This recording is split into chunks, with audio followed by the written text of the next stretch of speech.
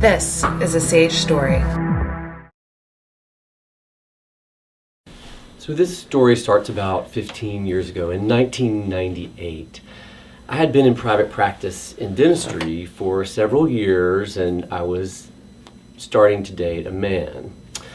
We kept our budding relationship quite clandestine. We were pretty secretive, but we were seeing each other every day, and it was a big change for me, but serious. I lived in a rural county in North Carolina, and although I thought I knew a few gay men, our church's organist, the guy that cut my hair, I didn't really want to be counted among them. And around this time, one of my long-term patients of the practice, a female, came into my office to have her teeth cleaned, and she had some other problem that was worrying her. My assistant saw her before I did, and then my assistant came into my private office and said that Jeannie wanted to know how long I had been gay. Well, I was speechless, and all the blood rushed out of my head, and I just stared at my assistant. I really didn't have any words, and I couldn't speak. And she and I had worked together for many years, really about 7 years at that time, and I hadn't told her about my recent coming out, even though I wasn't really even out to myself. And I was afraid to let anyone know, because especially my patients, and I didn't want to ruin my reputation in the town. I didn't want my dental practice to suffer with an exit of patients who didn't approve of that kind of lifestyle.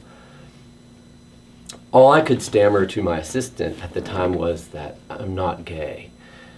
And I said, well, why would Jeannie ask something like that?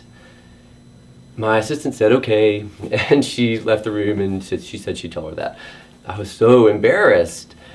By the time I got into the operatory, you would never have thought anything weird had gone on, and there was nothing mentioned about anybody being gay, or it just was a normal visit. And Jeannie had her teeth cleaned, and my assistant was as chipper as ever, and Jeannie gave me an extra hug on my way out of the office and wished everybody a Merry Christmas, and everything was just really good. My head was swirling, though, after that, with thoughts of paranoia and doom, and wondering if I could ever love another man out in the open, and without harm or harsh judgment from myself or others, from my family, from my peers, from my patients. I was completely uncomfortable with it, and I knew that they would be too. So a few years later, just after life happens, I learned that the reason that Jeannie had asked my assistant that day was because her son was gay and really wrestling and struggling about coming out.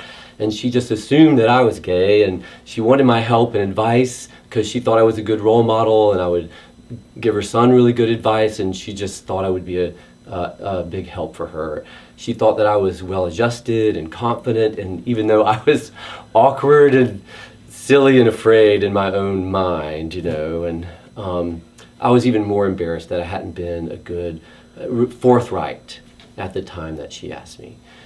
So today I count that hairdresser, actually, and that organist as really good friends of mine and in my inner circle, and I realize what amazing men they really are.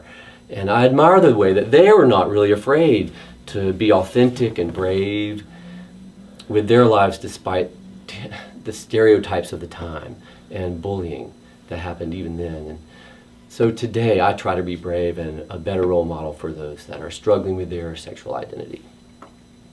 Share your story at sageusa.org/Sage Story.